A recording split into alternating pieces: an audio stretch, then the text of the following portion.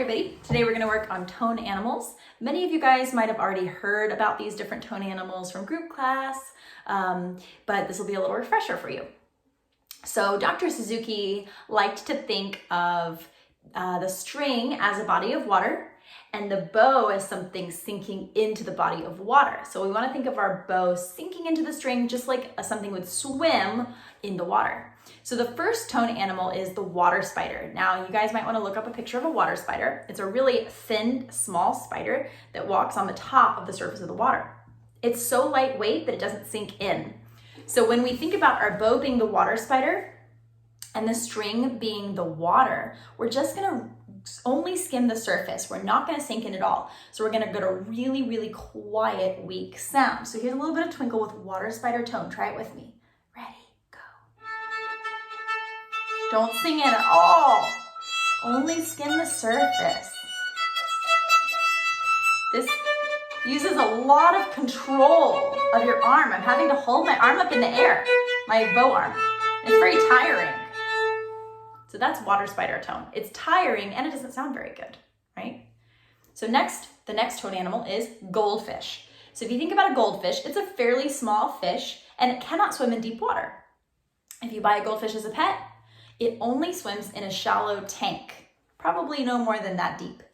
So we're gonna think about our bow being a goldfish and our string is the body of water, and the goldfish is only going to swim shallowly into the water. So we're only gonna sink our bow into the string a little bit. So we're still gonna need a certain amount of lift in our bow arm to be able to control not letting it sink in too much. Here's some twinkle with goldfish tone. You can play with me. Ready, go. It's pretty quiet, right? I'm sinking in more than water spider. But this is not the sound I would want to use at a performance. Speaking of, the next tone animal is the tuna. And this was Dr. Suzuki's favorite tone animal of all. Tunas are really big fish and they're heavy fish, and they swim in deep water. They swim in the ocean. So think about your bow being the tuna and your string being the ocean and sinking deep into the ocean as you're swimming. Let's try some twinkle with tuna tone. I'm gonna let my arm really relax and sink into the string. I'm not pushing into it, I'm just swimming in the water, letting my arm hang and swim deep in the water, imagining my bow is the tuna. So don't work too hard at it. The tuna is just gonna easily swim through the water because he's heavy. Here we go.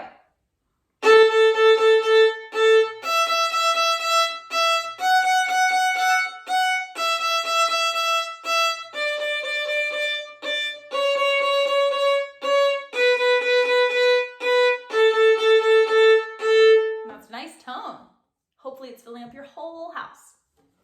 The last tone animal is the hippo.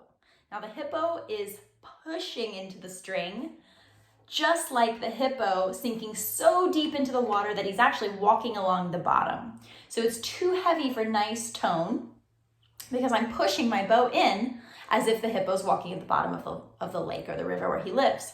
So listen to some twinkle with the hippo tone and try making your own hippo tone with me. Ready, go.